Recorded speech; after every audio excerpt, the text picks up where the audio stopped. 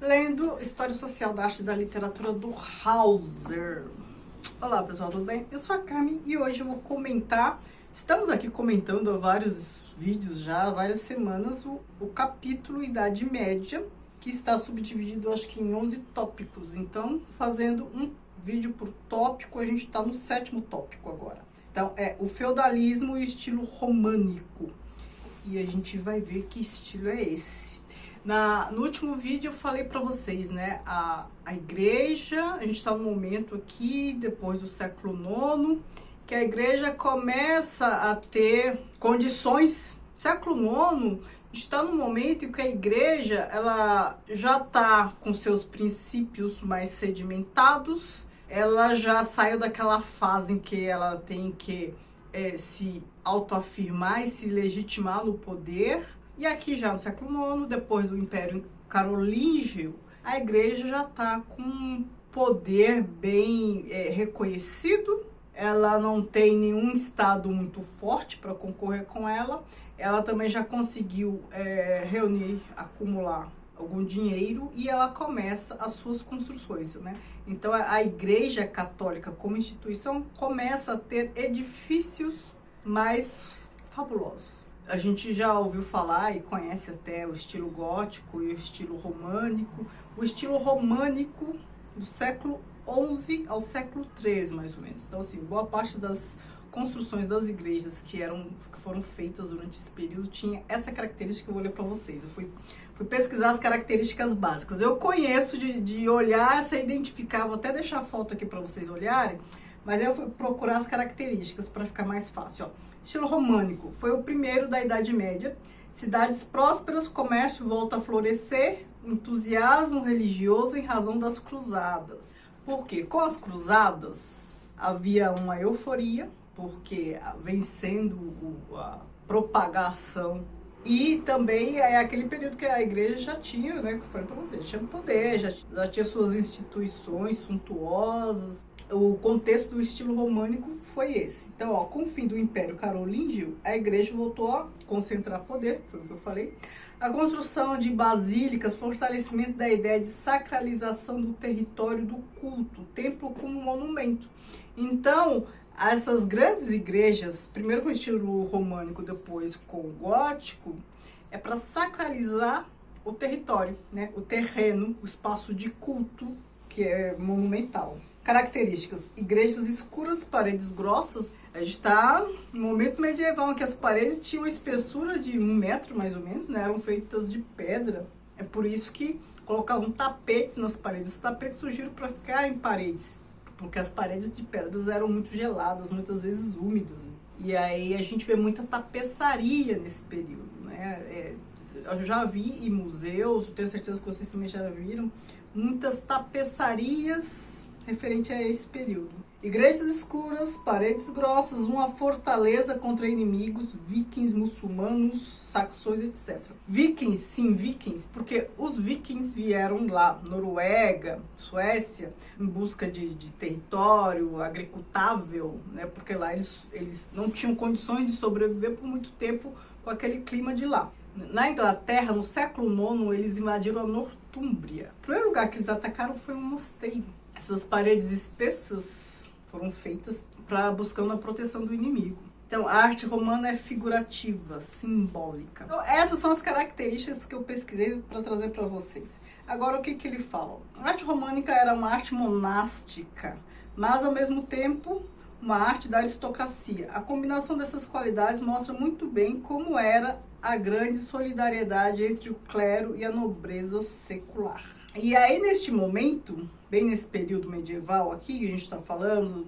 depois do século IX, o título de pós-feudal, no início meramente um usufruto concedido por um limitado período de tempo, converteu-se no século IX em título permanente e hereditário. Então, aqui, no século IX, também começa aquele sistema feudal que a gente estudou bastante por aí, de vassalo, de senhor da guerra, e aí ele luta batalhas para defender os interesses do senhor feudal dali, e em troca ele recebe terras, e aí vai escalando rapidamente, né? Então, uma forma de ascensão bem rápida. E olha só o que ele fala: a criação da cavalaria feudal com prerrogativas de vitaliciedade como base das relações de serviço é uma das mais revolucionárias inovações militares na história da Europa Ocidental. 2 pontos.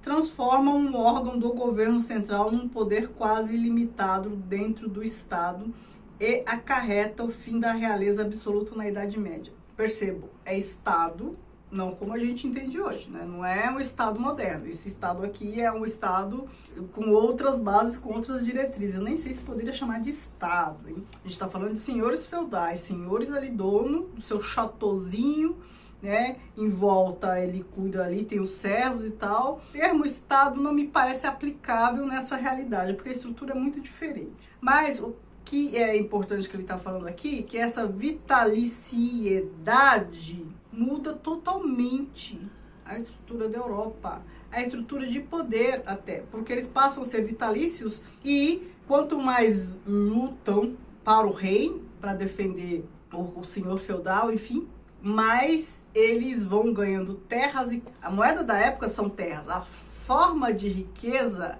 é ter mais terras. E aqui nesse período, quanto mais terras, mais poder e mais vai subindo na escala hierárquica social, né? Vai subindo de status. Então, isso também, com isso também vai acompanhando os títulos nobiliárquicos. Então, assim, era cavaleiro, depois, sei lá, não sei a ordem certinha, mas aí tem visconde, conde, marquês, duque. Duque é o último. Depois do duque, acima do duque, só o rei. Doravante, o monarca tem tanto poder quanto o que lhe seja devido na base de suas propriedades privadas. Então, a partir desse momento, o poder está totalmente associado à propriedade privada, à quantidade de terra. E tanto a autoridade quanto a que lhe seria reconhecida, mesmo que seus domínios fossem um mero feudo. Já não existe qualquer Estado, em nosso sentido atual, na época imediatamente posterior. Nenhuma administração hegemônia, nenhuma solidariedade cívica, nenhuma obrigação universal formalmente legal. O Estado feudal é uma pirâmide social com um ponto abstrato no ápice. O rei desencadeia e mantém guerras, mas não governa. Os grandes senhores governam, não mais com funcionários e mercenários, favoritos e arrivistas, beneficiários e prebendários, mas como senhores territoriais independentes, né? Cada um no seu feudo, cujos privilégios se baseiam não numa autoridade oficial derivada do soberano como fonte da lei, mas pura e simplesmente de seu próprio poder pessoal, real e direto. Constituem uma classe de senhores que reivindica para si todas as prerrogativas de governo, toda a máquina administrativa, todas as posições chaves no exército e todos os postos superiores na hierarquia eclesiástica, adquirindo assim uma influência no Estado como provavelmente nenhuma classe social jamais possuíra antes. Mesmo a aristocracia grega, em seu apogeu, garantiu menos liberdade pessoal para seus membros do que a debilitada realeza do começo da Idade Média tinha concedido aos senhores feudais. Percebam que essa estrutura que enfraquece o rei, né? Então a gente tem vários senhores feudais que só vão ganhando mais poder, enfraquece o rei e favorece também a supremacia da igreja. E assim, não pensem que essas coisas são muito separadas, igreja, senhores feudais e tal. Não, a gente viu aqui, ó, ele fala: todas as posições chaves no exército e todos os postos superiores na hierarquia eclesiástica, adquirindo assim uma influência no Estado como provavelmente nenhuma classe social jamais possuíra antes. Então, eles foram galgando espaços eclesiásticos. Isso favorece o enfraquecimento do rei, fortalece a igreja. A igreja está tratando ali de outras coisas que não as batalhas, as guerras e tal, pelo menos nesse momento. Depois com as cruzadas, sim, né? Aí passa a ser também uma batalha eclesiástica. É uma configuração totalmente diferente do que a gente tem hoje em qualquer lugar. Então, em nenhuma outra fase do desenvolvimento da Europa Ocidental, as formas culturais foram tão exclusivamente dependentes da filosofia, dos ideais sociais e da política econômica de uma só classe numericamente bastante fraca. O sistema feudal no período sem moeda e sem comércio do início da Idade Média, em que a propriedade fundiária é a única fonte de renda e a única forma de riqueza, a solução adequada dos problemas decorrentes da administração e defesa do país. A ruralização da cultura, que já começaram no final da época clássica, está agora completa. A economia é inteiramente agrária e a vida tornou-se absolutamente rural. Por isso que eles precisam de muitos servos. Ao traço mais peculiar da economia medieval em seu período inicial e, ao mesmo tempo, a característica pela qual ela exerce sua mais profunda influência sobre a cultura intelectual do período, é indubitavelmente o fato de que falta incentivo à superprodução e de que os métodos tradicionais continuam sendo usados e os velhos ritmos de produção observados sem qualquer interesse por invenções técnicas e melhoramentos organizacionais. A ideia de progresso é completamente desconhecida nos primeiros tempos da Idade Média. Não existe a compreensão do valor do que é novo e, pelo contrário, empenha-se em preservar o que é velho e tradicional. É por isso que os iluministas vão ter muito ranço dessa Idade Média, né? Então, para eles é assim um retrocesso. A cultura em cujo âmbito todos os setores da vida estavam em relação direta com a fé e com as verdades do Evangelho levou a que toda a vida intelectual da sociedade, toda a ciência e arte, todo o pensamento e vontade dependesse da suprema autoridade da igreja. Já falei para vocês que qualquer manifestação artística passava pelo crivo da igreja, ela ressignificou tudo, né? Nesse espírito autoritário e militante, a igreja realiza a consolidação final da cultura medieval, a qual se apresenta pela primeira vez na virada do milênio em sua plena unidade e individualidade. A gente está falando do século X. Surgem agora as primeiras grandes igrejas românicas, as primeiras criações importantes da arte medieval, no mais estrito sentido da palavra. O século XI é o período brilhante na história da arquitetura eclesiástica, assim como é a idade de ouro da filosofia escolástica na França, da poesia heróica, da inspiração eclesiástica. Todo esse florescimento intelectual, sobretudo a ascensão da arquitetura e suas culminâncias de realização, seria inconcebível sem o enorme crescimento dos bens da igreja que ora ocorre. Aquilo que eu falei no início. A igreja agora, ela já tem ali um dinheirinho acumulado e aí ela conseguiu fazer tudo isso. A arte do período românico é a mais simples e hegemônica, menos eclética e diferenciada do que a arte da época bizantina ou carolíngia, porque já não é uma arte palaciana e porque as cidades ocidentais sofreram mais um retrocesso após a era de Carlos Magno, sobretudo em resultado da penetração árabe na região mediterrânea e da interrupção do comércio entre o Ocidente e o Oriente. Em outras palavras, 2 pontos. A criação artística deixou de estar sujeita ao gosto refinado e volúvel da corte ou à agitação intelectual das cidades. É, em alguns aspectos, mais rude e mais primitiva do que a arte do período imediatamente precedente, mas traz consigo muito menos material não digerido e não assimilado do que a arte bizantina. E, em especial, carolíngia. Já não fala a linguagem ou a cultura mais ou menos imitativa, mas a de uma renovação religiosa. A natureza religiosa da arte românica não resultou, portanto, das circunstâncias de todas as expressões da vida da época serem condicionadas pela religião, pois não era esse o caso, de fato, mas da situação que se desenvolvera após a dissolução da sociedade cortesã, da administração municipal e do governo central, e na qual a igreja se tornara praticamente a única fonte de encomendas para obras de arte. Então, era só a igreja que encomendava a arte aos artistas, né, pensando em arquitetos, escultores e pintores. Além disso, como consequência da clericalização absoluta da cultura, a arte deixou de ser vista como um objeto de fruição estética para ser agora considerada uma extensão do serviço divino, uma oferenda votiva e um presente sacrificial. Olha a igreja ressignificando também os objetos de arte, né? Então não é pela estética apenas, né? Tem uma sacralização ali em questão.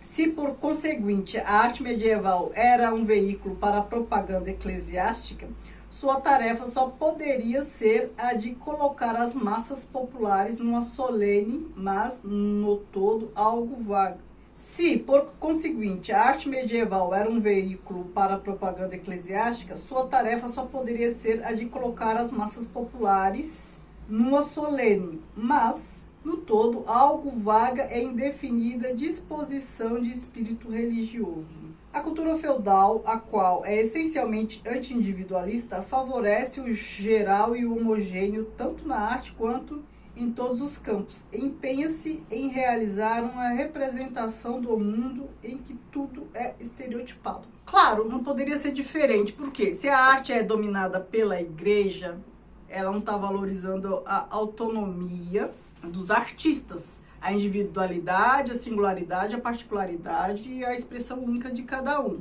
E se a igreja ela tem o objetivo de doutrinar, essa doutrinação ela tem que ser massificada, não vai ser personalizada. Mesmo porque também a igreja, o métier da igreja não é a arte. É lidar com questões da espiritualidade e tal. Ah, pode ter algum religioso que é artista? Sim, mas eu tô falando que o métier da igreja não é arte, pensando nisso como um sistema, não tô tratando de exceção. Então, é claro que vai ser homogeneizado, vai ser simplificado, vai ser padronizado, digamos. O estrito formalismo e a abstração da realidade são, sem dúvida, as características mais importantes do estilo românico. As tendências emocionais expressionistas se fazem sentir a par do formalismo dominante do abstracionismo estereotipado. Essa concepção menos reprimida de arte não é perceptível, porém antes da segunda metade do período românico, quer dizer, coincide com o ressurgimento do comércio e da vida urbana no século XI. Então, assim, arte românica, abstração e formalismo, abordagem simbólica para a representação. Mas agora a gente vai aqui partir para o começo do fim da Idade Média, o que ele traz aqui, ó. No entanto, se quiser discernir um primeiro passo no sentido da dissolução dos vínculos que restringe a vida medieval, é aí, nesse espantosamente prolífico século XI. Então, no século XI surge ali elementos, situações que vão depois escalar, né, nos próximos 3 séculos, eles são elementos que vão escalar, vão, né, crescer como bola de neve, que vão culminar com o enfraquecimento da igreja. Então, com suas novas cidades e novos mercados, suas novas ordens e escolas, a primeira cruzada e a fundação dos primeiros estados normandos, os primórdios da escultura cristã monumental e as protoformas da arquitetura gótica, que esse primeiro passo será assinalado. Não pode ser uma coincidência que toda essa nova vida e movimentação ocorra ao mesmo tempo em que a primitiva economia autossuficiente medieval está começando a ceder o passo a uma economia mercantil após séculos de ininterrupta estagnação. Na antiguidade cristã, a natureza foi deformada pelo surgimento de um mundo transcendente, mas a validade das leis naturais manteve-se fundamentalmente inviolada. Agora, por outro lado, essas leis são completamente anuladas e com elas também é desfeito o predomínio de concepções clássicas de beleza. A Idade Média ela não soube lidar muito bem com a natureza, então a representação da natureza, a gente quase não vê representação da natureza em arte medieval. O Renascimento que vai conseguir lidar com a natureza. A natureza aqui, para os religiosos da Idade Média, né, era algo que era entendido como algo de Deus, né, porque Deus criou o mundo, mas o valor, o lugar, o peso da natureza não foi muito bem conjugado. A referência à transcendência é agora tão predominante que as formas individuais deixaram de ter qualquer valor próprio inerente. São agora puros símbolos e signos. Já não expressam o mundo transcendente meramente em termos negativos. Quer dizer, não se limitam apenas a insinuar a realidade do sobrenatural, deixando hiatos na concatenação do natural e negando o caráter independente da ordem puramente natural. Descreve o irracional e o supraterreno de maneira totalmente positiva e direta. A popularidade do outro grande tema da arte românica, a paixão, é devido a uma nova tendência emocional, embora o tratamento, na maioria dos casos, ainda esteja confinado ao velho e impávido estilo solenemente cerimonial. Situa-se de qualquer modo a meio caminho entre a anterior aversão à representação do Deus sofredor e mortificado e o posterior e mórbido prazer na descrição pictórica das chagas do Salvador. Para o cristão primitivo, educado no espírito da antiguidade clássica, havia sempre algo de embaraçoso na ideia do Redentor agonizando na cruz para criminosos. A arte carolíngia aceita a imagem oriental da crucificação, mas ainda luta contra a exibição de um Cristo torturado e humilhado. A sublimidade divina e a agonia física são incompatíveis no espírito da classe dominante. Mesmo nas representações românicas da paixão, o Cristo crucificado não está normalmente dependurado na cruz, mas em pé nela e de olhos usualmente abertos, muitas vezes vestido e ostentando uma coroa. A sociedade aristocrática desse tempo tinha de superar primeiro sua relutância em representar o corpo nu. Relutância que era influenciada por considerações tanto sociais quanto religiosas, antes de acostumar-se ao espetáculo de um Cristo nu. Falei para vocês, eu acho que eu falei em algum vídeo aí tempos atrás, que isso foi um dos grandes motivos para a cisão, né, do Ocidente e do Oriente. Então, a Igreja Católica do Ocidente, a Igreja Católica Apostólica Romana do Ocidente e a Igreja Oriental Ortodoxa, né, que se tornou depois ortodoxa, essa divisão. Porque o lado oriental não gostava dessa apelação de criar, de representar um Cristo humanizado, com sofrimento, crucificado, um Cristo tridimensional. Os bizantinos não representavam Cristo santo, seja que for na tridimensionalidade, é só pintura, ícone bizantino, chapado, porque a tridimensionalidade já humaniza mais, já dá volume. E aqui o último ponto que eu vou tocar é a famosa tapeçaria de Bayeux, século XI, que está lá na França até hoje. Tem uma cidade famosa por essa tapeçaria lá da Normandia. Eu não fui lá, mas eu fiquei sabendo. Ó, tapeçaria de Bayeux representa a conquista normanda da Inglaterra por Guilherme II da Normandia. Tem uma cidade da Normandia que tem essa tapeçaria. Essa tapeçaria representa toda essa conquista, as batalhas e tal. Lembrando que as tapeçarias ficavam na parede. Então, assim, uma tapeçaria para cobrir a parede representando essa batalha. Então, ela mede 70 metros de largura por meio metro de altura. E acho que a cidade é Bayeux mesmo, tapeçaria de Bayeux.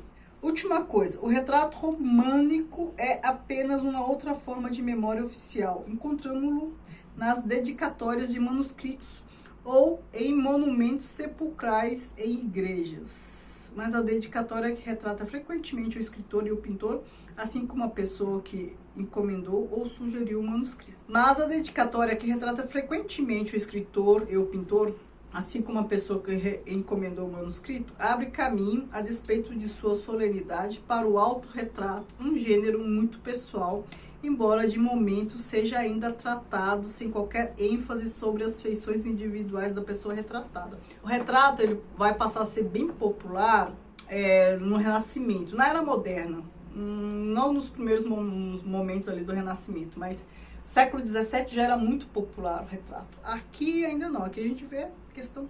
Certo, então termino por aqui. Esse vídeo está gigantesco, mas essa parte aqui é bem interessante, eu achei bem interessante quando fala do feudalismo e tal, então destaquei vários tópicos. A próxima parte também é interessante, é o próximo tópico, mas isso é questão para outro vídeo. Espero que vocês estejam gostando, comentem aqui embaixo, a gente já está num período que a gente conhece um pouquinho, né, porque a gente estuda um pouquinho na escola, então assim, interajam comigo, vou adorar a sua participação. Muito obrigada, beijos.